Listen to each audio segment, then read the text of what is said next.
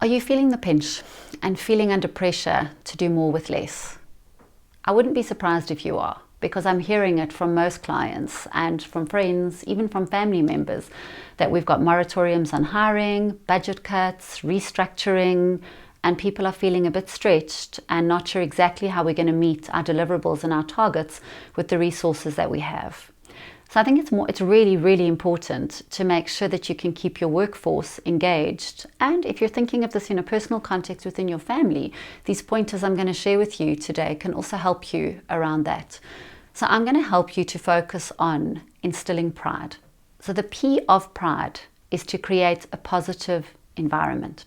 One of the easiest ways to create a positive environment is to catch people doing things right, and to find out what they want and what they need and what matters to them. We shouldn't treat a team or children in a family collectively. We've got to treat them as individuals and find out what makes people tick.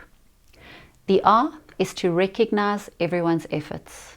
So again, you can actually, by catching people doing it right, automatically then be recognizing their efforts. I was working with a client recently and they were telling me that they feel like when a big order is won, the sales team get all the recognition and they don't get any recognition, and they were in the call center. And yet their support of the client in a call center space is one of the reasons why the client gave them the big order. So don't forget to recognize everybody within your team and all the efforts that they put in.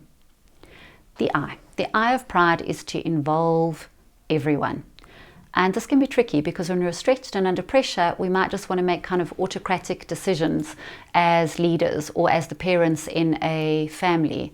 And I'm not suggesting that there aren't times when you do have to just make that autocratic decision and get going.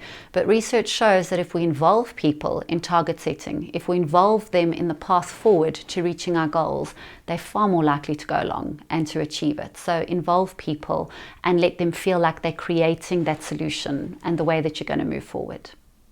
So we've done PRI and we're now moving on to D. D is about development. So develop people. And being in the training industry, I know that when budgets are cut, when things are tight, that can be one of the first places that companies cut. I see with my really clever clients, they make sure that they don't cut training down to the bone and that they're still developing people. But development doesn't always have to be with an external provider like me. You could do mentorship within the organization. So make sure you develop that skill, because when people feel like they're being invested in, they're more likely to want to give you more. So don't stop investing when things are tough. And the last letter, the E, is to make sure that we evaluate and encourage. So if we're evaluating and measuring how we're doing in the path towards reaching our goals, it can give us an opportunity to again create a positive work environment, because we're going to recognize everybody's efforts. And if they're not quite where you're hoping the team was going to be, at least you can encourage them.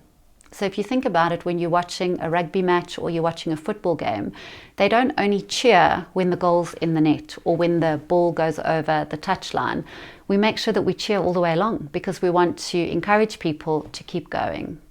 If you'd like to learn more about how you can help your team to perform better, to really thrive during challenging times and not just survive, we're here for you. So contact us on www.keysteps.co.za or on my email address sharon@keysteps.co.za, so that we can support you and ensure that you can be the difference that makes the difference.